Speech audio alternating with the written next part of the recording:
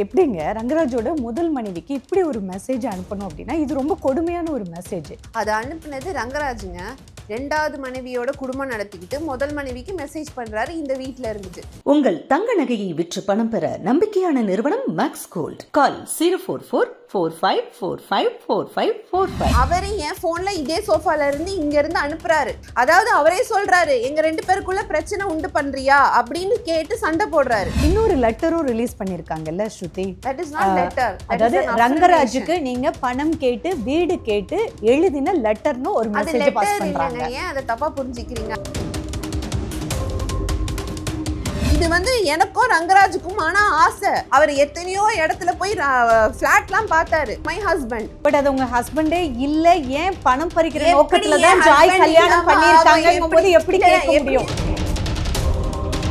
அவர் ஒரு கஷ்டத்துல இருக்கும்போது நான் அவருக்கு காசு கொடுத்திருக்கேன். எவ்வளவு கொடுத்தீங்க? 5 lakhs நான் கொடுத்திருக்கேன். உமன்ஸ் கமிஷன் ஆபீஸ்ல ஃபர்ஸ்ட் டே ஆஃப் இன்வெஸ்டிகேஷன்ல சொல்றாரு இந்த குழந்தை என்னோட பொறுப்பு மேடம், ஜாய் என்னோட ரெஸ்பான்சிபிலிட்டி. அதுக்கு அவங்களே சொல்றாங்க இந்த ஹாஸ்பிடல்ல இவ்ளோ எக்ஸ்பென்ஸ் ஆகும் ரங்கராஜ், என்ன பண்ண போறீங்கன்னு கேக்குறாங்க. நான் பாத்துக்கிறேன் மேம் சொன்னாரு.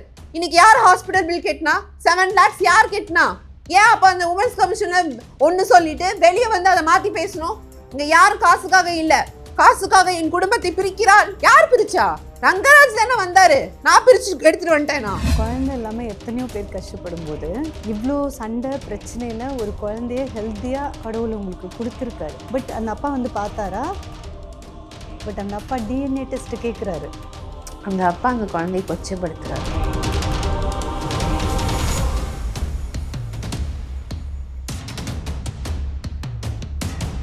இதுல நான் என்னை ஏமாத்தி என்னை இது பண்ணிட்டு இருக்காரு, எல்லாம் ஓகே. பட் இது ஒரு பேட்டர்னால அவர் பண்ணிட்டு இருக்காரு. அத்தனை பேர் மெயினா கோயம்புத்தூர் திருப்பூர் மக்கள் என்ன ரீச் பண்றாங்க. எதுக்கு? மாதம்பட்டி எங்களை இப்படி பண்ணிட்டாரு. இதுல என்னன்னு பாத்தீங்கன்னா எல்லாமே டிவோர்ஸ் ஆன பெண்கள். ஒரு நல்ல மனைவி ஹஸ்பண்டை ஊர்மையை விடுவாங்களா? சொல்லுங்க சிவசங்கரி, ஊர்மையை விடுவாங்களா? அங்க போ இங்க போ இங்கெல்லாம் மேய்ஞ்சிட்டு வா, கடைசியில நான் இருக்கேன் உனக்கு அப்படின்னு சொல்லுவாங்களா? எனக்கு அதுக்கு மட்டும் ஆன்சர் சொல்லுங்களேன். சொல்லுங்க, பண்ணுவாங்களா? இது ரங்கராஜ் உங்களுக்கு தெரியாம போட்டோ எடுத்திருக்கணும். உங்க கூட வாழும் போதே இத போட்டோ எடுத்து அவர் பொண்டாட்டிக்கு அனுப்பி இருக்காரு. அப்போ ஆமா கண்டிப்பா. அப்போ இதுல இருந்து என்ன புரியுது உங்களுக்கு? பண்ணிருக்காரு. யார? 2 பேரையும் தெரியுதா? இங்க விக்டிம் 2 பேரும் தான். ஸ்ருதியும் விக்டிம், ஜாயும் விக்டிம். நடுவுல ரங்கராஜ் ஜம்முன்னு வாழ்ந்துகிட்டு இருக்க மாதிரி தான் தெரியுது. அவரோட லீலைகளை அவர் ஒரு சைட பண்ணிட்டு தான் இருக்காரு. I will stand together forever. என்ன தப்பு பண்ண? எனக்கு இன்னைக்கு நடந்த நிலைமை நாளைக்கு இன்னொரு பொண்ணுக்கு நடக்கும். அப்போ நீ ஸ்டாண்ட் அவுட் பண்ணுவியா? ரங்கராஜோட ஒய்ஃப் ஸ்ருதி வாட்ஸ்அப்ல நீங்க ஸ்ருதிக்கு அனுப்பின ஒரு மெசேஜை ரிலீஸ் பண்ணியிருக்காங்க.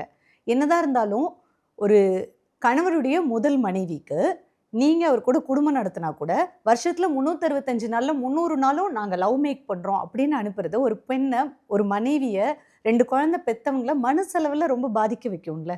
இது ரொம்ப ட்ரிகர் பண்ற மாதிரி இல்லையா? இதை பண்ணலாமா ஜாய்? அதை அனுப்புனது ரங்கராஜுங்க. ரெண்டாவது மனைவியோட குடும்பம் நடத்திக்கிட்டு முதல் மனைவிக்கு மெசேஜ் பண்றாரு இந்த வீட்ல இருந்துட்டு. அந்த லவ் மேக்கிங் மெசேஜ் அனுப்புனது ரங்கராஜ். ஆமா. பட் ஸ்ருதி ரிலீஸ் பண்ணிருக்காங்க. நீங்க உங்களோட சாட்டை நீங்க அனுப்புனீங்கன்னு ரிலீஸ் பண்ணிருக்காங்க. அது உங்க ஃபோன், உங்க ஃபோன் நம்பர். என் ஃபோன் நம்பர் இதே சோஃபால இருந்து அவர் அனுப்பிச்சாரு. அவர் அன்னைக்கு அந்த டைம்ல இங்க வீட்ல என் கூட இருந்ததுக்கான எவிடன்ஸ் என்கிட்ட இருக்கு. எப்படி இதை ப்ரூவ் பண்ண போறீங்க?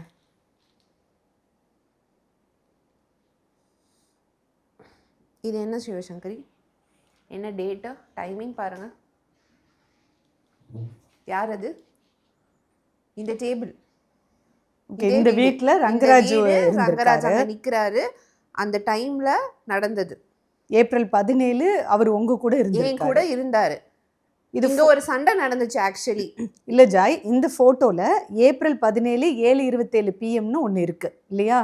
ஸோ இந்த டைம்ல இந்த வீட்ல ரங்கராஜ் உங்க கூட இருந்தாருன்னு இந்த போட்டோ எடுத்ததுல நீங்க என்ன ப்ரூவ் பண்ண விரும்புறீங்க? இந்த போட்டோ எடுத்ததுல என்ன ப்ரூஃப் பண்றேன்னா அந்த போன்ல இருந்து அவர் தான் மெசேஜ் பண்ணாரு. அதுக்கான எவிடன்ஸ் அவர் இங்க இருந்தது. நீங்க எதனால அந்த போட்டோ அவரு எடுத்தீங்க? ஏன்னா அவர் அமைச்சதுனால பின்ன அது என்னை கண்டிப்பா ட்ரிகர் பண்ணுவாங்க ஏதாவது ஒரு இதுல. ஏன்னா இவர் என்ன பண்றாருன்னா இங்கே இருந்துட்டு ஒரு பொய் சொல்லிட்டு வாழ்கிறாரு, அங்கேயும் ஒரு பொய் சொல்கிறாருங்கிற மாதிரி எனக்கு ஒரு தாட் ப்ராசஸ் வந்துச்சு. ஏன்னா அன்றைக்கி என்ன இன்சிடெண்ட் நடந்துச்சுன்னா அவர் வந்து இந்த மாதிரி நான் இதுக்கு போகிறேன், பாஸ்போர்ட் ஆஃபீஸ்க்கு போகிறேன், பாஸ்போர்ட் ரினியூ பண்ணணும்னு சொல்லிட்டு போகிறாருங்க. பாஸ்போர்ட் ஆஃபீஸில் முடிஞ்சிச்சு, ஒர்க் முடிஞ்சிட்டாங்க, நான் வந்துட்டு இருக்கேன் அப்படின்னு எல்லாமே வந்து அப்டேட் கொடுக்குறாரு. திடீர்னு பார்த்தா நைட் இந்த மாதிரி ஈவினிங் வந்து அரௌண்ட் ஐ திங்க் 6:30 நினைக்கிறேன், ஒரு ஃபோட்டோ வந்து ரிலீஸ் ஆகுது, ஃபேமிலி ஃபோட்டோ. அதாவது ரங்கராஜ் ஃபர்ஸ்ட் ஒய்ஃபோட ஃபேமிலி ஃபோட்டோஸ் ரிலீஸ் ஆகுது. என் ஃப்ரெண்ட்ஸ் எனக்கு வந்து ஸ்க்ரீன்ஷாட் எடுத்து அனுப்பிச்சிட்டு இருக்காங்க, கால் பண்ணுறாங்க, இங்கே பாரு என்ன நடக்குது, உன் கூடயும் இருக்காரு, அங்கேயும் வந்து இது பண்ணுறாரா, இதை நீ கேட்க மாட்டியா அப்படிங்கிற போது வீட்டுக்கு வராரு. இங்கே ஒரு சண்டை நடக்குது. நான் அந்த ஃபோனை வச்சு கேட்குறேன், என்னது இதுன்னு நான் கேட்குறேன். வேற ஒன்று சொல்லிட்டு போகிறாரு, அங்கே வேற மாதிரி பிஹேவ் பண்ணுறாரு. ஸோ அதை நான் வந்து கேட்கும்போது ஒரு ஃபைட் வந்துச்சு, ஒரு சின்ன ஃபைட் தான். அதில் அவர் என்கிட்ட போய் சொல்கிறாரு, இல்லை நான் பண்ணலை தங்கம், அது வந்து குரூப் ஃபோட்டோ எடுத்தோம், அதில் அவள் வெறும் க்ராப் பண்ணி ஒன்றை ட்ரிகர் பண்ணுறதுக்காக, நம்மக்குள்ளே சண்டை வரணுங்கிறதுக்காக அவள் அந்த மாதிரி பண்ணுறா.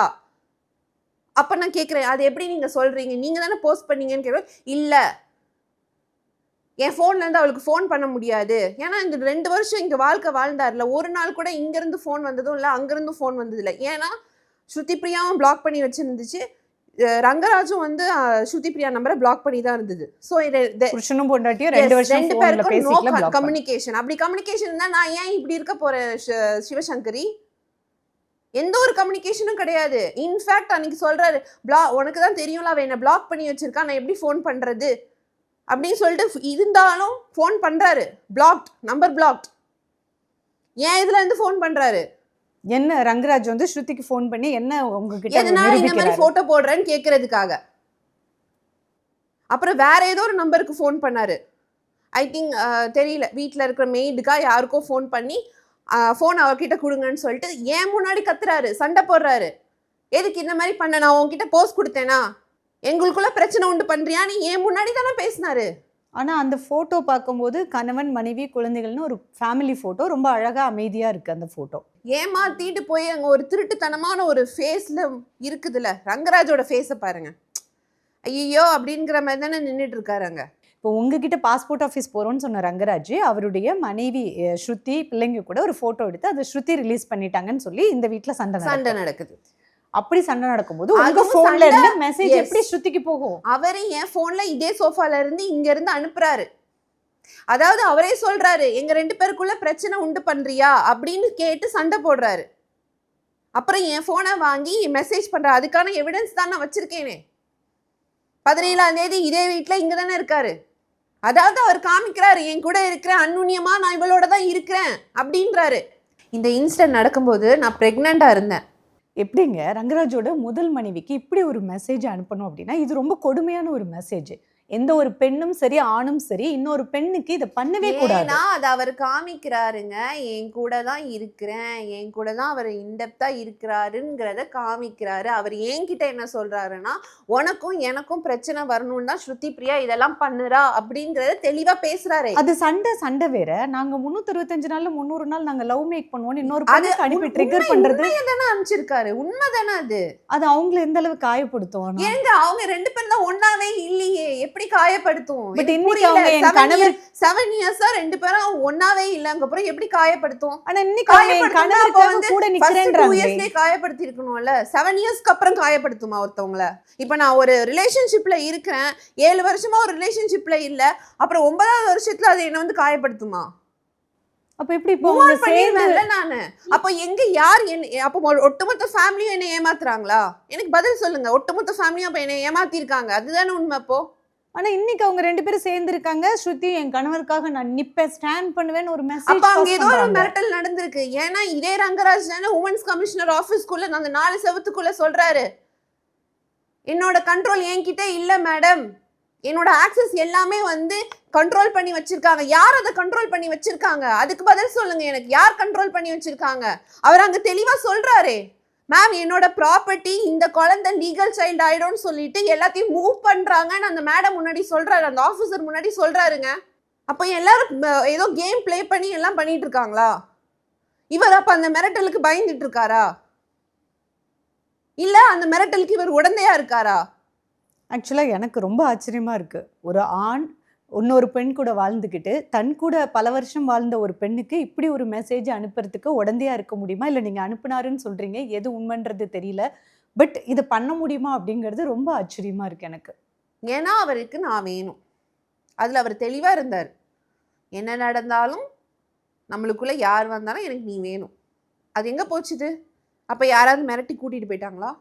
இன்னொரு லெட்டரும் ரிலீஸ் பண்ணிருக்காங்கல்ல Shruti. That is not letter. அதாவது ரங்கராஜுக்கு நீங்க பணம் கேட்டு வீடு கேட்டு எழுதின லெட்டர்னு ஒரு மெசேஜ் பாஸ் பண்றாங்க. ஏன் அதை தப்பா புரிஞ்சுக்கிறீங்க? அஃப்ரிமேஷன்னா தெரியும்ல, மேனிஃபெஸ்ட் பண்றது. யூனிவர்ஸ் கிட்ட சொல்லி அந்த ஸ்ரீராம ஜெயம்னு எழுதுவோம்ல நம்ம புக்ல, லைக் ஒரு 30 times 40 timesனு நம்ம ரிப்பீட்டடா எழுதுவோம். அதுதான் மேனிஃபெஸ்ட் பண்ணிட்டு இருந்தேன் நான். அதுல என்ன தப்பு இருக்கு? அதுல வந்து போடுறாங்க பாயிண்ட் நம்பர் 6 பாருங்க, 7 பாருங்க, 8 பாருங்க. பணம் கொள்ளையடிக்கப்படுகிறது. என்ன பணத்தை நான் கொள்ளையடிச்சிட்டேன்?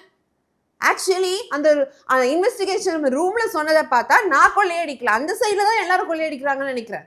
நீங்க ஒரு வீடு கேட்டிருக்கீங்க ஜாய். அதுல வீடு கேட்டது நான் இல்லைங்க, அது எங்களோட ஆசை. ரங்கராஜ் இங்க சென்னையில இந்த வீட்டுக்கு வந்ததுக்கு அப்புறமா நாங்க ஓன் ஹவுஸ் வாங்கணும்னு சொல்லிட்டு வீடு தேடிட்டு இருந்தார். ரீசெண்டா ஃபியூ மந்த்ஸ் பேக் என்கிட்ட கேட்டாரு. பிளான் சார்ட்லாம் எடுத்துட்டு வருவாரு. இங்க வாங்கலாமா, அங்க வாங்கலாமா, இங்க வாங்கலாமான்னு. அவர் மிகப்பெரிய மல்டி மில்லியனர், கோடீஸ்வரர். அவருக்கு சென்னையில வீடு இல்லையா? இல்ல, வீடு இல்ல. அதுக்கப்புறம் பேங்க் லோன் கிடைக்கல, இப்போ வேண்டாம், ஃபியூ இயர்ஸ்க்கு அப்புறம் வாங்கலாம்னு சொல்லிட்டு அந்த ப்ராசஸ் நாங்க வச்சுட்டோம். ஸோ அதனால அந்த ஹவுஸ் வாங்கணும், இங்க சென்னையில நாங்க ஹவுஸ் வாங்கணும்னு சொல்லிட்டு அதை நான் எழுதி வச்சேன். அது மட்டும் இல்லாம சரி ஓகே, நான் பேசிக்கா உங்ககிட்ட கேட்குறேன். இந்த வீட்டுக்கு வாடகை வந்து எக்ஸ்பென்சிவ், கிட்டத்தட்ட ஒரு 1.5 lakhs ஸ்பெண்ட் ஆகுது, ஓகேவா? அப்போ 1.5 lakhs நீங்க ஒரு வேற ஏதோ பர்சனுக்கு கொடுக்கறதுக்கு பதில் ஏன் இஎம்ஐ கட்டி நம்ம வந்து நம்ம ஓன் ஹவுஸ்ல இருக்கலாம்ங்கிறது தான் பிளான் ஆக்சுவலி. அதுல என்ன தப்பு இருக்குங்க? இது பேசிக் நீடு. வீடுங்கிறது ஒரு பேசிக் நீடு. நீங்க 1.5 லட்சம் மாசம் மாசம் ஒருத்தனுக்கு போறதுக்கும் அதே உங்க வீட்டுல நீங்க இஎம்ஐ கட்டி இருக்கிறதுக்கும் வித்தியாசம் இருக்குல்ல. சோ அதுதான் நீங்க வீடு வாங்கணும்னு அதுல குறிப்பிட்டு. ஆமா, இது வந்து எனக்கும் ரங்கராஜுக்கும் ஆனா ஆசை. இது வந்து அவர் எத்தனையோ இடத்துல போய் ஃபிளாட்லாம் பார்த்தாரு. சரி, 8 லட்சம் ரூபாய் பேங்க் லோன் இல்லாதனால அவர் அந்த ப்ராசஸ் அப்படியே ஹோல்ட் பண்ணி வச்சிருந்தாரு. 8 லட்சம் ரூபாய் அதுல கேட்டிருக்கீங்களே. I want 8 lakhs from my husband. இதுல என்ன தப்பு இருக்கு? என் ஹஸ்பண்ட் கிட்ட தானே நான் கேக்குறேன். ஊரார் வீட்டு பக்கத்து வீட்டுக்காரண்ட போய் கேட்டேனா? பட் அது உங்க ஹஸ்பண்டே இல்ல, ஏன் பணம் பறிக்கிற நோக்கத்துல தான் ஜாய் கல்யாணம் பண்ணிருக்காங்கங்கும்போது எப்படி கேட்க முடியும்? என் ஹஸ்பண்ட் இல்லாம ஆகும்? என்ன கல்யாணம் பண்ணிருக்காரு, என் கழுத்துல தாலி கட்டியிருக்காரு, குடும்பம் நடத்துறாரு, குழந்தை கொடுத்திருக்காரு. எப்படி நீங்க ஹஸ்பண்டே இல்லைன்னு சொல்லுவீங்க? It's a legal father. Rangaraj is a legal father. அப்ப என்னோட ஹஸ்பண்ட் தான். இல்ல ஜாய், ரெஜிஸ்ட்ரேஷன் ஒன்னு பண்ணிருக்கணும். ஃபர்ஸ்ட் வைஃப் டைவர்ஸ் பண்ணிருக்கணும். நம்ம டைவர்ட் பண்ணலாம். இப்போ அந்த 8 lakhsக்கு எதுக்காக அந்த 8 லட்சம்? நான் என்னோட பொட்டிக் க்ளோஸ் பண்ணிட்டேன். ஸோ அந்த பொட்டிக்ல எனக்கு வந்து ரொம்ப என்ன சொல்றது, நான் ஒரு பொட்டிக் வச்சிருந்தேன் ஆன்லைன்ல, அது போகலை. ஸோ அதில் நிறைய லாஸ் இருந்தது. அப்போ இவரே சொன்னார், அது லாஸ் ஆகுது, வேணாத்தாங்க, நீ க்ளோஸ் பண்ணிடுங்கிறப்போ நான் வந்து அதை அந்த க்ளோஸ் பண்ண நமக்கு அந்த ப்ராஃபிட் அண்ட் லாஸ் பார்க்கும்போது நிறைய நான் மாட்டிக்கிட்டேன். ஸோ அதை நான் என் ஃப்ரெண்டுக்கிட்ட இருந்து ரொட்டேஷனில் வாங்கினேன். அப்போ இவர் தான் சொன்னார், நீ வாங்கி கொடு, நான் அப்புறமா உனக்கு தரேன், இப்போ ஆஃபீஸில் ரொம்ப டைட்டாக இருக்குன்னாரு. நான் பேசிக்காக நான் ரொம்ப இண்டிபெண்டனான பொண்ணு, உங்களுக்கே தெரியும், எல்லாருக்குமே தெரியும். நான் ஒரு என்ன சொல்ல, நிறைய மூவிஸ் பண்ணியிருக்கேன், நிறைய சம்பாதிச்சிருக்கேன், எல்லாமே என்னோட தனிப்பட்ட செலவுகள் எல்லாம் நான் தான் பார்ப்பேன். அப்படி தான் நான் வளர்ந்துருக்கேன். அதனால நான் யாருக்கிட்டையுமே போய் எனக்கு இவ்வளோ வேணும், இதை கொடுங்க அப்படின்னு கேட்க மாட்டேன். அப்படி கேட்கணுன்னா 100 வாட்டி யோசிப்பேன். ஸோ அது என் ஹஸ்பண்டாக இருந்தாலும் கேட்குறதுக்கு நான் யோசிப்பேன். ஸோ இவர்கிட்ட நான் கேட்குறதுக்கு பல மாட்டி யோசித்து நான் போய் கேட்குறேன். இந்த மாதிரி தரேன்னு சொன்னீங்களா, கொடுங்க அப்படிங்கிறப்போ, இல்லை ஆஃபீஸில் டைட்டாக இருக்குது, அடுத்த வாரம் தரேன், அடுத்த வாரம் தரேன். அது ஒரு 3-4 weeks ட்ராக் ஆகிட்டே இருந்துச்சு. அதனால அவர் தரணுங்கிறத நான் எழுதினேன். இதில் என்ன தப்பு இருக்குது? எனக்கு ஒரு கடன், நான் அவர் தானே கொடுக்கணும். அவர் ஒரு கஷ்டத்தில் இருக்கும்போது நான் கொடுத்துருக்கேனே. மாதம்பட்டி ரங்கராஜுக்கு நீங்க பணம் கொடுத்தீங்க? ஆமா, நான் கொடுத்துருக்கேன். அவர் ஒரு கஷ்டத்தில் இருக்கும்போது நான் அவருக்கு காசு கொடுத்துருக்கேன். எவ்வளவு கொடுத்தீங்க? 5 lakhs நான் கொடுத்துருக்கேன். 5 lakhs இல்லைங்க, நான் நிறையவே ஸ்பெண்ட் பண்ணியிருக்கேன். இந்த வீட்டுக்கு வரும்போது ஃபர்னிச்சருக்கு நான் ஒரு 5 lakhs கொடுத்துருக்கேன். எல்லாரும் காசு காசு காசு கொள்ளையடிக்கிறான். இப்போ அந்த ஸ்டேட்மெண்ட்லேயே காசுக்காக இது பறிக்கிற அதை பறிக்கிறானா? அப்படின்னா நான் ஏங்க 5 lakhs கொடுக்கணும் ஃபர்னிச்சர்? அவர் கோடீஸ்வரர் தானே, கொடுத்து செலவு பண்ணி மற வேண்டியதானே இந்த வீட்டுக்கு. நான் ஏன் 5 lakhs கொடுக்கணும்? அது இல்லாம ரீசெண்டா நான் 5 lakhs கொடுத்துருக்கேன். அவர் கஷ்டப்பட்டு இதே ரூம்ல இங்க உட்காந்து கால் பேசுறாரு. வெண்டர்ஸ்லாம் வந்து ஸ்ட்ரைக் பண்றாங்க, ஒரு 5 lakhs பேமெண்ட் ஸ்டக் ஆகி நிக்குது, கொடுக்கலன்னா அவங்க நாளைக்கு ஈவெண்ட்டுக்கு வர மாட்டாங்க. இங்க இருந்து நான் கேட்டுட்டு இருக்கேன். சரி, ஏன் புருஷனுக்கு அது அசிங்கம், எவ்வளோ பெரிய ஆளு, நாளைக்கு அந்த 5 lakhs கொடுக்கலன்னா அசிங்கமாயிடுன்னு சொல்லிட்டு நான் அவரோட மீடியா மேனேஜருக்கு ட்ரான்ஸ்ஃபர் பண்றேன் 5 lakhs. அதோட எவிடன்ஸ் என்கிட்ட இருக்கு. இங்க பாருங்க. ஸோ காசுக்காக இருக்கவங்க எதுக்கு மாதம்பட்டி ரங்கராஜ் கஷ்டப்படும்போது விஜயபாலன் ரங்கராஜோட மேனேஜர். ஆமா அவருக்கு நீங்க 5 lakhs கொடுத்துருக்கீங்க. Yes. ஓகே, எல்லாம் விடுங்கங்க, அவரோட அவுட்ஃபிட் சார்ஜ்னு ஒன்று இருக்குது. இப்போ வரைக்கும் அதுக்கு செட்டில்மெண்ட் கொடுக்கல. நான் தான் அதுக்கு காசு கொடுத்தேன். அதுக்கு ஒரு 3.5 lakhs வரணும், அதுவும் கொடுக்கல. இப்போ அந்த நோட்ல 8 லட்சம் எழுதிருக்கீங்க இல்லையா, அது உங்களுக்கு ரங்கராஜ் அப்புறம் கொடுக்கல, கொடுக்கல. தரல. இப்போ நீங்க ஒரு 5 lakhs ரங்கராஜோட பிசினஸ்க்கு ட்ரான்ஸ்ஃபர் பண்ண ஆமா. அவரோட மேனேஜருக்கு விஜயன் பாலன் அப்படின்னு சொன்னீங்க. இதே மாதிரி அவர் உங்களுக்கு ஏதாவது அமௌண்ட் ட்ரான்ஸ்ஃபர் பண்ணது இருக்கா? இல்ல, அவர் எனக்கு எந்த காசும் கொடுத்தது கிடையாது. ஐ வாண்ட் 10 lakhs now அப்படின்னு ஐ எழுதிருக்கீங்க. வாண்ட் 10 lakhs நவுன் தான் சிவசங்கரி எழுதினேன். I want 10 lakhs from Madhampatti Rangarajan எழுதல, நவுன் தானே எழுதினேன். எனக்கு தேவைப்படுது, அதனால நான் எழுதினேன். எங்க அஃப்ரிமேஷன் வந்து நீங்க கண்டினியூஸா எழுதுனா யூனிவர்ஸ் கிட்ட சொல்லி ஏதோ ஒரு பாசிட்டிவ் நடக்கும்தாங்கிற அதுதான் அந்த அஃப்ரிமேஷனே. அது நான் ஒன்றும் 10 lakhs ஃப்ரம் மாதம்பட்டி ரங்கராஜன் எழுதவே இல்லையே. இப்போ அந்த 8 லட்சம் நீங்க அவர்கிட்ட கேட்டீங்க இல்லையா, கடன் ஆமா, அடைக்கணும் அது அப்படின்னு. தரல. அதை கொடுக்கல. தரல. சோ உங்களுக்கு ஒரு 5 lakhs 3 lakhs அவர் எப்பமாவது உங்களுக்கு பணம்னு கொடுத்துருக்காரா? இல்ல, கொடுத்தது இல்ல. சொத்துன்னு ஏதாவது கொடுத்துருக்காரா? டாக்குமெண்ட் காமிக்க சொல்லுங்க. சொத்துன்னு நான் ஏங்க வாடகை வீட்டுல இருக்க போறேன்? இந்நேரம் நான் அவர் கொடுத்த சொத்துல எல்லாம் போய் வாழ்ந்துட்டு இருக்கணும்? என்கிட்ட எதுவுமே கிடையாது. எனக்குன்னு எதுவுமே அவர் பண்ணினது இல்ல. அந்த அந்த அஃப்ரிமேஷனோட லிஸ்ட் எடுத்து பாருங்க. நான் எல்லாம் என்ன போட்டிருக்கேன்? வேணும் வேணும் வேணும், ஐ வாண்ட் ஐ நீட் தானே போட்டிருக்கேன். எனக்கு கிடைச்சிருந்தா நான் ஏன் அதை எழுத போறேன்? எங்க பேசிக் சென்ஸோட பேசுங்க. அஃப்ரிமேஷன்ங்கிறது எல்லாருமே எல்லா காலேஜ் டேஸ்லேருந்து என் ஃப்ரெண்ட்ஸ்லாம் எழுதுறாங்க. ஏதோ ஒன்று வேணுங்கிறத நம்ம எழுதி அந்த யூனிவர்ஸ் கிட்ட சொல்லுவோம், நடக்குதா அப்படிங்கிறதா. அது எழுதுனதுனால நான் கொள்ளையடிக்கிறேன், காசுக்காக இருக்கிறா, பணத்துக்காக எங்களை பிரிக்கிறாள். யார் பிரிச்சா? ஓ புருஷன் தானே இங்க வந்தான். அப்போ வேடிக்கை பார்த்துட்டு இருந்தீங்களா எல்லாரும்? ஃபேமிலி மெம்பர்ஸ்க்கே தெரியுமேங்க கல்யாணம் ஆயிடுச்சுன்னு. ஆனா நீங்க அந்த அஃப்ரிமேஷன்ல ஒண்ணு எழுதிருக்கீங்கல்ல, அது ரொம்ப விசித்திரமா இருக்குல்ல. I want my husband Rangaraj, அவர் வந்து முதல் மனைவியை டைவர்ஸ் பண்ணணும்னு எழுதிருக்கீங்க. ஆமாங்க, என்னை ஏமாத்தி கல்யாணம் பண்ணாரு. 7 years செப்பரேஷன் சொல்லிட்டு கல்யாணம் பண்ணாரு. ரீசெண்டா எனக்கு தெரிய வரும்போது ஃப்ரெண்ட்ஸ் மூலியமா தெரிய வருது அவர் டிவோர்ஸ் பண்ணல, செப்பரேட் ஆகல, பொய் சொல்றாரு அப்படின்னு. அதாவது அவங்க வீட்டுல தனித்தனியா இருக்காங்க. அதெல்லாம் எனக்கு இப்ப தெரிய வருது. தெரிய வரும்போது நான் எழுதுறேன். ஏன்னா அவருக்காக என் வாழ்க்கை தொலைச்சேன், என் கரியர் தொலைச்சேன், எல்லாமே என்னோட பிஸ்னஸ் எல்லாமே போச்சுது, என் பேரு புகழ் எல்லாம் போச்சுது அவரால். அப்ப கூட அவர் வந்து டிவோர்ஸ் பண்றேன் 6 months டைம் கொடுன்னு சொல்றாரு. சோ அதை தான் நீங்க அந்த நோட்ல எழுதிருக்கீங்களா? நான் டிவோர்ஸ் பண்ணிட்டு வரேன்னு தானே சொன்னாரு. ஆனா இதுல ஒரு பெண்ணா நீங்க யோசிச்சு பாத்தீங்களா? நீங்க வந்து நோட்ல எழுதி வைக்கிறீங்க இல்லையா, ஐ வாண்ட் மாதம்பட்டி ரங்கராஜ் வந்து அவருடைய மனைவியை டைவர்ஸ் பண்ணிட்டு வரணும் அப்படின்னு எழுதுறீங்க.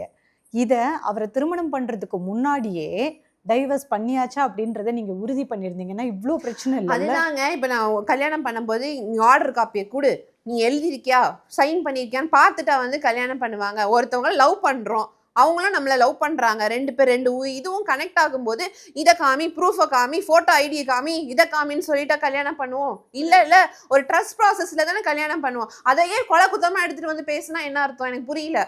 இல்லை ஜாய், அந்த கல்யாணத்தையே அவர் 4 பேர் கூப்பிட்டு பொது வெளியில் பண்ணாமல் உங்களுக்கு மட்டும் தெரிஞ்ச 4 பேரை வச்சு ஒரு கோயில்ல ஆளே இல்லாம பண்ணும்போது அங்கேயுமே அது தப்பாயிடுதுல்ல. ஆமா, அது அவர் தானே சொன்னாரு, என் பிசினஸ்க்கு இப்போ வந்து இது பண்ண வேண்டாம், இப்போதான் எல்லாமே வந்து இதாயிட்டு இருக்கு, கொஞ்சம் டைம் கொடு. ஆனா இங்க எல்லாம் அதாவது நாங்க ஒன்னா போகும்போது கிளைண்ட்ஸ் வரட்டும், பிசினஸ் பார்ட்னர்ஸ் வரட்டும், எல்லார்கிட்டையும் வந்து டின்னருக்கு போகும்போது எத்தனையோ பேரை மீட் பண்ணுவோம். எல்லாருக்கிட்டையும் அப்படித்தானே இன்ட்ரோ பண்றாரு, மை ஒய்ஃப் ஜாய் கிறிஸ்டல்டா. அப்போ மை ஒய்ஃப் ஸ்ருதி பிரியான்னு பாதி பேருக்கு தெரிஞ்சிருக்கும்ல. அப்போ அவங்களாம் வியர்டாக தானே யோசிச்சிருப்பாங்க. பட் அதெல்லாம் அவர் யோசிக்கவே இல்லை, அப்படி தானே இன்ட்ரோ பண்ணுறாரு. ஜாய், நீங்கள் குடும்ப நல நீதிமன்றத்தில் 6.5 லட்சம் கேட்டு ரங்கராஜுக்கு ஒரு பெட்டிஷன் போட்டிருக்கீங்க. அப்போது அந்த பணமே வந்து இப்போ சாதாரணமாக குடும்பம் நடத்துவாங்கல்ல ஒரு பெண்கள், அவங்க மாதம் 20,000 50,000லையும் செலவழிக்கிறவங்க இருக்காங்க, அதுக்குள்ளேயே குடும்பம் நடத்துறவங்க.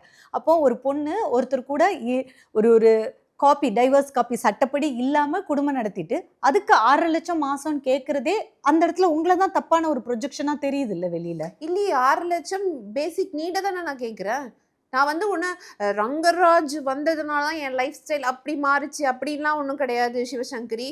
2010லேருந்து நான் ஒர்க் பண்ணுறேன் சிவசங்கரி. 2012ல் நான் இண்டஸ்ட்ரிக்கு வந்தேன். ஓகேவா, கிட்டத்தட்ட எத்தனை வருஷம், இந்த 2 years தான் நான் ஒர்க் பண்ணல. பட் ஒரு 10 years எடுத்து பார்த்தீங்கன்னா நான் இண்டஸ்ட்ரியில் ஒர்க் பண்ணியிருக்கேன், பர்சனல் ஸ்டைலிங் பண்ணியிருக்கேன், மூவிஸ் பண்ணியிருக்கேன், கிளைண்ட்ஸுக்கு அவுட்ஃபிட்ஸ் பண்ணி கொடுத்துருக்கேன், வெட்டிங் கார்மெண்ட்ஸ் பண்ணி கொடுத்துருக்கேன், பொட்டிக் வச்சுருக்கேன். ஸோ அப்படியே நானும் வரல, கஷ்டப்பட்டு தான் நான் மேலே என்னோட ஓன் இண்டிவிஜுவாலிட்டியை வச்சு நான் வந்திருக்கேன். ஓகேவா? அது வந்து அப்படியே ஒன்றும் நான் வந்து ஜம்ப் பண்ணி ரங்கராஜ் கிட்ட வரல. ரங்கராஜ் ஆக்சுவலி இன்ஃபேக்ட் ரங்கராஜ் இண்டஸ்ட்ரிக்கு வர்றதுக்கு முன்னாடி நான் வந்துட்டேன். இண்டஸ்ட்ரியில் வந்து அவர் வாங்கின, அதாவது இப்போ தான் அவர் வந்து வாங்கிட்டு இருக்காரு பேரு புகழ் எல்லாம். பட் நான்லாம் 10 இயர்ஸ்க்கு முன்னாடி எல்லாத்தையும் வாங்கிட்டேன்.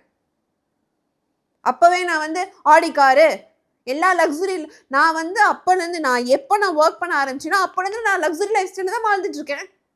ரங்கராஜ் வந்ததுனால என்னோட லைஃப் ஸ்டைல் மாறல. அப்போ எப்படி இருந்தேனோ அதே மாதிரி தான் இப்போவும் இருக்கேன். என்னோட 2 காரையும் கொடுக்க வச்சாரு. இன்னைக்கு BMW எடுத்து என் மேலே இஎம்ஐ தூக்கி போட்டிருக்காரு. யார் கேட்டுறா இஎம்ஐ? ரங்கராஜா? எல்லாம் விடுங்க. உமன்ஸ் கமிஷன் ஆஃபீஸில் ஃபர்ஸ்ட் டிகேஎஃப் இன்வெஸ்டிகேஷனில் சொல்கிறாரு, இந்த குழந்தை என்னோட பொறுப்பு மேடம், ஜாய் என்னோட ரெஸ்பான்சிபிலிட்டி, நான் பார்த்துக்கிறேன் இவங்க 2 பேரையும் சொல்லிட்டு ஹாஸ்பிட்டல் பில் அந்த மேடம் சொல்கிறாங்க, எனி டைம் இவளுக்கு டெலிவரி வரும், ரொம்ப வீக்காக இருக்கா, ரொம்ப ஸ்ட்ரெஸ்ட் அவுட்டாக இருக்கா அப்படின்றாங்க. ஸோ கெட் ப்ரிப்பேர்ட் ஃபார் தட்ன்றாங்க. அதுக்கு அவங்களே சொல்கிறாங்க, இந்த ஹாஸ்பிட்டலில் இவ்வளோ எக்ஸ்பென்ஸ் ஆகும் ரங்கராஜ், என்ன பண்ண போகிறீங்கன்னு கேட்குறாங்க. நான் பார்த்துக்கிறேன் மேம் சொன்னார். இன்னைக்கு யார் ஹாஸ்பிட்டல் பில் கெட்டினா? 7 lakhs யார் கெட்டினா? குழந்தையோட அப்பா கெட்டணும். ரங்கராஜ் எங்க போனாரு? நான் கட்டுனேன். காசுன்னு சொல்றீங்கல்ல, காசுக்காக இருக்கவ யார கெட்ட வச்சிருப்பா? கட்டினாரா? ஏன் அப்ப அந்த உமன்ஸ் கமிஷன்ல ஒன்னு சொல்லிட்டு வெளியே வந்து அதை மாத்தி பேசணும்? இங்க யாரும் காசுக்காக இல்ல, காசுக்காக என் குடும்பத்தை பிரிக்கிறாள். யார் பிரிச்சா? ரங்கராஜ் தானே வந்தாரு.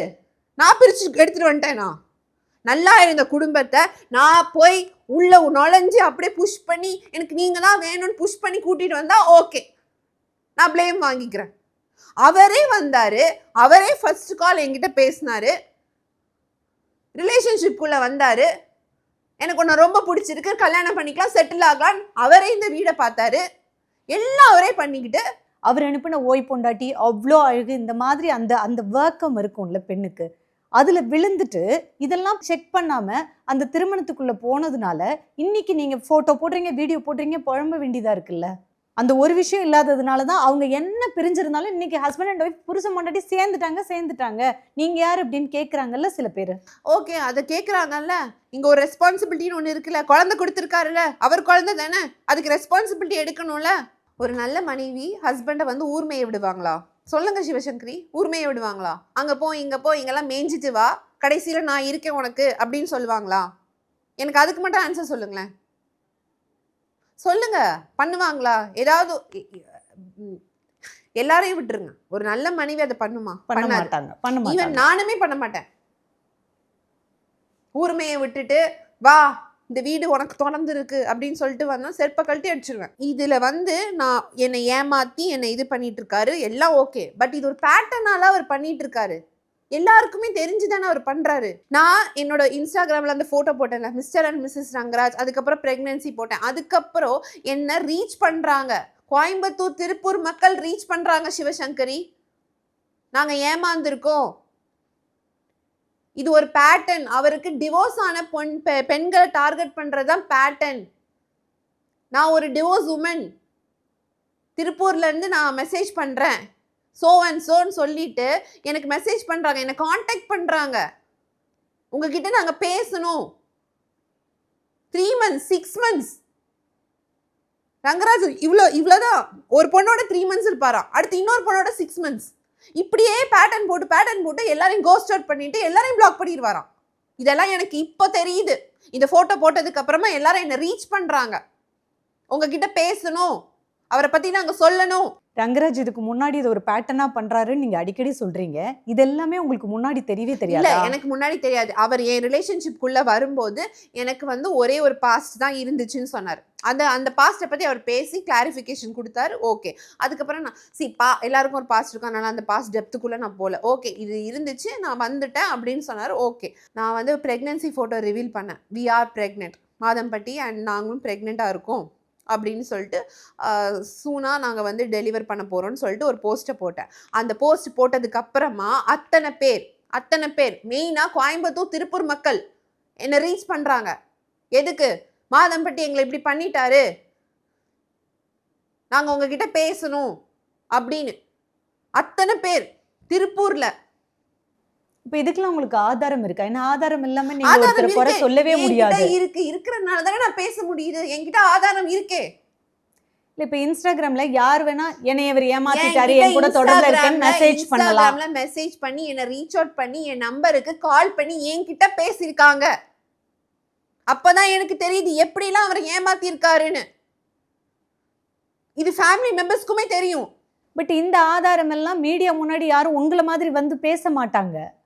ஆமா, இப்போ வந்து ரீசெண்டா கையை பிடிச்சிட்டு வந்தார்ல ஒரு சீனுக்கு, அதுக்கப்புறம் விமன் கமிஷன். ஆமா, அதுக்கப்புறம் அவரால் பாதிக்கப்பட்ட 4 பெண்கள் என்ன ரீச் அவுட் பண்ணாங்க.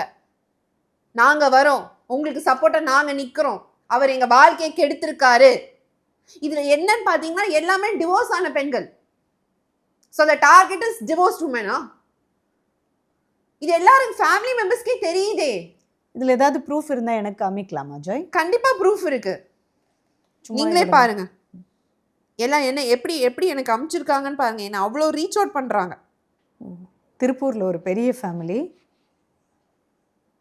அவங்களும் சிங்கிள் விமனை டார்கெட் பண்ண மாதிரி மெசேஜ் பண்ணிருக்காங்க. எல்லாமே வந்து டிவோர்ஸ்ட்.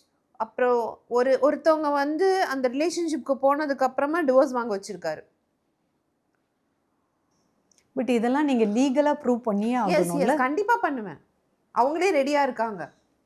பட் எனக்கு இந்த இடத்துல என்ன பெரிய ஆச்சரியமா இருக்குன்னா, நீங்க இவ்வளோ சொல்றீங்க, அப்போ எப்படி ரங்கராஜோட முதல் மனைவி எப்படி இவ்வளோ அமைதியா இருக்காங்கன்றது எனக்கு மிகப்பெரிய ஆச்சரியமா இருக்கு. இன்னும் ஸ்டாண்ட் வித் ஹஸ்பண்ட்னு ஒரு போஸ்ட் போடுறாங்க. அதனால தான் நான் வந்து சொல்றேன், ஜென்ரலா சொல்றேன், தப்பு பண்றாங்கல்ல, தப்பு பண்றதுக்கு I will stand with my ஹஸ்பண்ட்னு போடுறது நிஜமாவே எவ்வளோ பெரிய தப்பு தெரியுமா? I'm not talking about the particular person, ஜென்ரலாக நான் சொல்கிறேன். ஒரு பர்சன் தப்பு பண்ணிட்டாங்கன்னா அந்த தப்பு தட்டி கேளுங்க, அந்த உண்மைக்கு துணைப்போங்களே தவிர தப்புக்கு போகாதீங்க. இது வந்து நீங்கள் சொசைட்டிக்கே பேட் எக்ஸாம்பிளாக செட் பண்ணுறீங்க. நாளைக்கு இந்த ஓகே, அப்போ வந்து ஆண்களுக்கு என்னென்னு தோணுன்னா, தப்பு பண்ணுவோம், அப்போ நம்ம ஒய்ஃப் கூடவே இருப்பா, அப்போ எத்தனை பொண்ணுங்களோட வாழ்க்கை வீணாகும்? இன்னைக்கு என்னை கல்யாணம் பண்ணியிருக்காரு, ஏமாத்திருக்காரு, குழந்தை கொடுத்துருக்காரு, அந்த குழந்தைக்கான ஒரு கேள்விக்காக போராடிட்டு இருக்கேன், இப்போ வரைக்கும் பதில் இல்லை. அப்போ என்ன பண்ணியிருக்கணும் அவங்கெல்லாம்? அட்லீஸ்ட் என்ன ஏதுன்னு கூப்பிட்டு விசாரிச்சிருக்கணும், இல்லை அதை சார்ட் அவுட் பண்ணியிருக்கணும், இல்லை அதுக்கு ஒரு சொல்யூஷன் கொடுத்துருக்கணும், ஏதோ பண்ணி ரீச் அவுட் பண்ணியிருக்கணும், ஏதோ ஒன்று பண்ணியிருந்துருக்கணும்ல. ஓ வம்சம் தானே இது. அது எப்படி அதை அப்படியே வந்து இது பண்ணிட்டு ஐ will stand together for ever. என்ன தப்பு பண்ண எனக்கு இன்னைக்கு நடந்த நிலைமை நாளைக்கு இன்னொரு பொண்ணுக்கு நடக்கும், அப்போ நீ ஸ்டாண்ட் அவுட் பண்ணுவியா? இந்த நோட்ல நீங்க இதெல்லாம் டெய்லி எனக்கு இதெல்லாம் வேணும் அப்படின்னு எழுதி பூஜை ரூம்ல வச்சு ப்ரேயர் பண்ணுவீங்களா? ஆமாம், என்னோட மேனிஃபெஸ்டேஷன் நோட். எனக்கு ஒன்றும் புரியல ஜாய். இப்போ நீங்கள் உங்களோட இன்ஸ்டாகிராம் பேஜில் ரங்கராஜ் அனுப்புனாருன்னு சொல்லி வீடியோவோ ஃபோட்டோவோ ஒரு ஸ்க்ரீன்ஷாட் மெசேஜோ அதை உங்களோட வாட்ஸ்அப்பில் இருக்கும், நீங்கள் அதை போடுறீங்க. ஆனால் நீங்கள் வீட்டில் ஒரு நோட்டில் எழுதி மேனிஃபெஸ்ட் பண்ணி பூஜை ரூமில் வச்சுருந்ததை எடுத்து ஃபோட்டோ எடுத்து ரங்கராஜுக்கு லெட்டர் அனுப்புன மாதிரி ஒன்று போடுறாங்க அப்படின்னா, இது ரங்கராஜ் உங்களுக்கு தெரியாமல் ஃபோட்டோ எடுத்துருக்கணும். உங்க கூட வாழும் போதே இதை ஃபோட்டோ எடுத்து அவர் பொண்டாட்டிக்கு அனுப்பியிருக்காரு. அப்போ ஆமாம், கண்டிப்பாக. அப்போ வந்து இதுல இருந்து என்ன புரியுது உங்களுக்கு? சீட் பண்ணியிருக்காரு. யார? 2 பேரையும். தெரியுதா? ஸ்ருதியை ஏமாத்திருக்காரு, என்னையும் ஏமாத்திருக்காரு. இது இப்போ நீங்களாம் சொல்றீங்கல்ல, காசு பணம் இதுக்காக தான் நான் அது மறைச்சி வைக்கிறதுக்கான ஒன்றுமே அதில் கிடையாது. நான் டெய்லி எழுதுவேன், டெய்லி கூட இல்லை சிவசங்கரி, ஆக்சுவலி அது 30 days ஃபாலோ பண்ணோம், இல்லை 40 days பண்ணேன். ஓவராலாக பாருங்கள் 10 days தான் ஃபாலோ பண்ணிருக்கேன், கரெக்டாக 10 or 12 days ஃபாலோ பண்ணியிருக்கேன், அவ்வளோதான். அதுக்கப்புறம் அதை விட்டுட்டேன். ஆக்சுவலாக எழுதலை நான். அந்த 10 days எழுதியும் பூஜை அறையில் வைப்பேன், ஓகேவா? அதை நான் மறைச்சி வைக்கணும்னு எனக்கு அவசியம் கிடையாது, பூஜை அறையில் வைப்பேன்.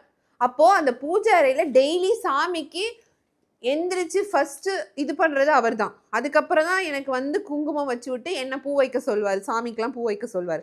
அப்போது பூஜை அறையிலேருந்து அவர் எடுத்து அங்கே அமுச்சிருக்காருன்னா எல்லாம் பிளான் பண்ணி ஏதோ பண்ணிருக்காங்களா அப்போ? இல்ல இதுல ரங்கராஜ் உங்க கூட வாழ்ந்தாரு ஒரு வாழ்க்கை அப்படின்னு சொன்னீங்கல்ல, இங்கேயும் உண்மை இல்ல, தன்னுடைய முதல் மனைவி கிட்டயும் உண்மை இல்ல. ரெண்டு பேரும் ஒரு ஏமாத்திருக்காரு. ஆண் இங்க விக்டிம் யாருன்னா ஸ்ருதியும் நீங்களும் தான்.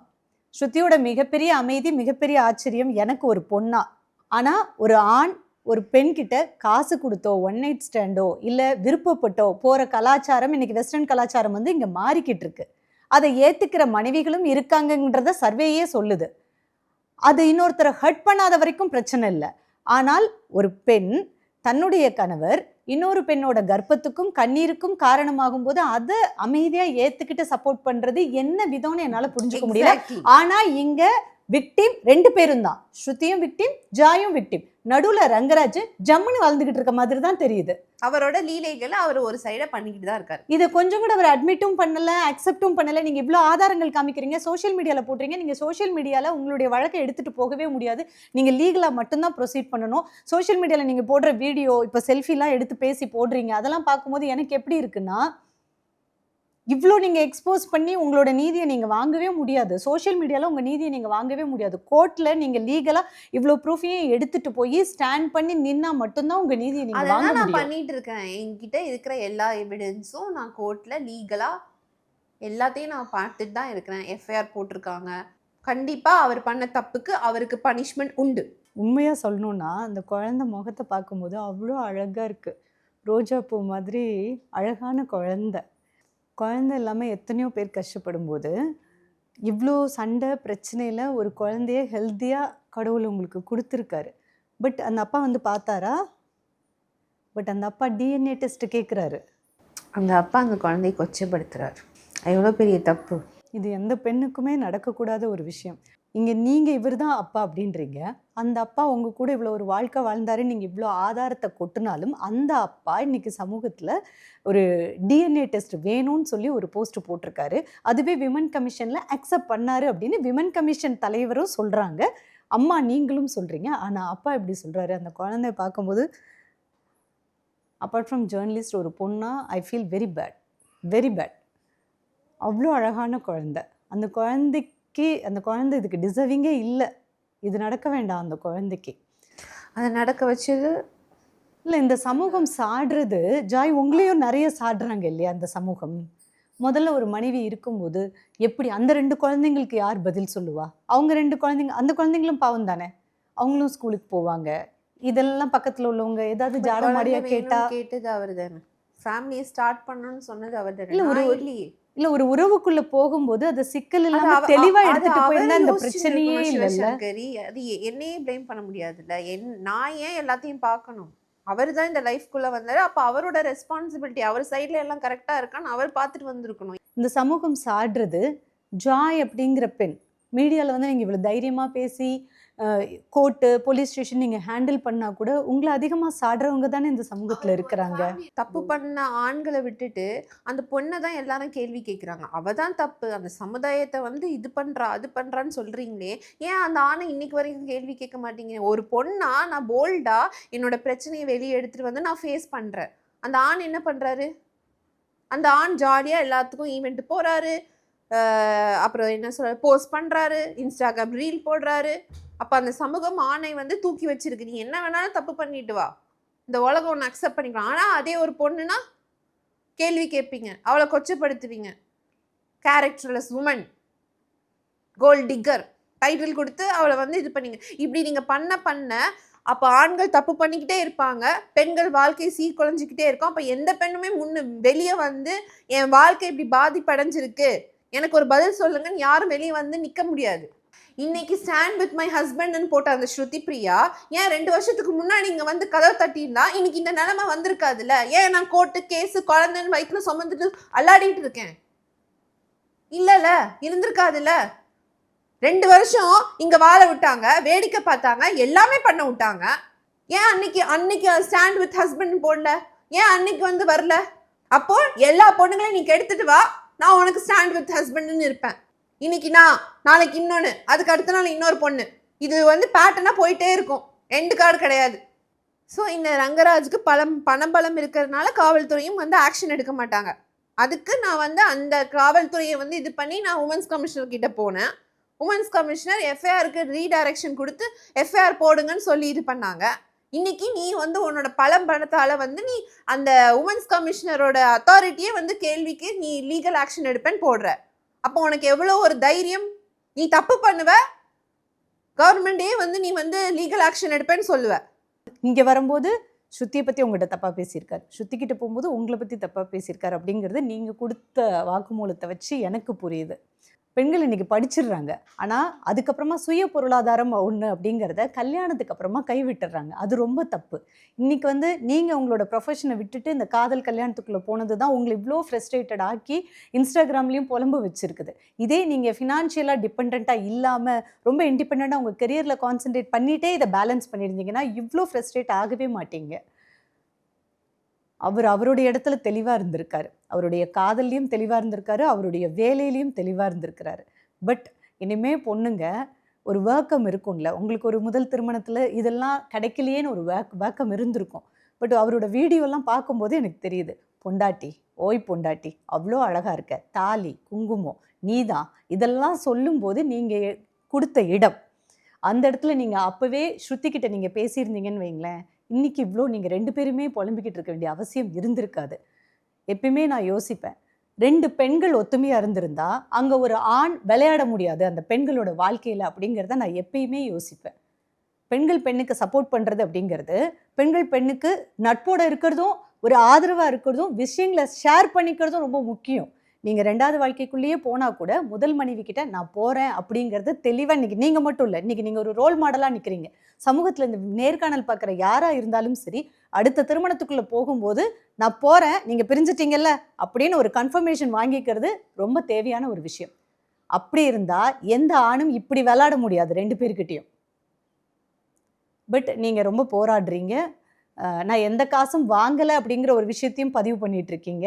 ஆனால் நீங்கள் எழுதி வச்ச மேனிஃபெஸ்டேஷன் நோட்டும் உங்களுக்கு ஏற்கனவே நிறைய சொத்துக்கள் கொடுத்ததாகவும் வெளிவந்துக்கிட்டு இருக்கக்கூடிய செய்திகள். ஒரு கோல் டிக்கர், உங்களை கேரக்டர் அசசினேட் பண்ணுறாங்க, உங்களை பணம் பிடுங்குற ஒரு பெண்ணாக சித்தரிக்கிறாங்க. எல்லாத்தையும் தாண்டி இங்கே நிறைய விஷயங்கள் சொல்லியிருக்கீங்க. All the very best. கோர்ட்டுக்கு போய் போராடுறீங்க, உங்களுக்கு நீதி கிடைக்கணும் அப்படிங்கிறத நானும். உங்கள் தங்க நகையை விற்று பணம் பெற நம்பிக்கையான நிறுவனம் மேக்ஸ் கோல்ட். கால் 04445454545.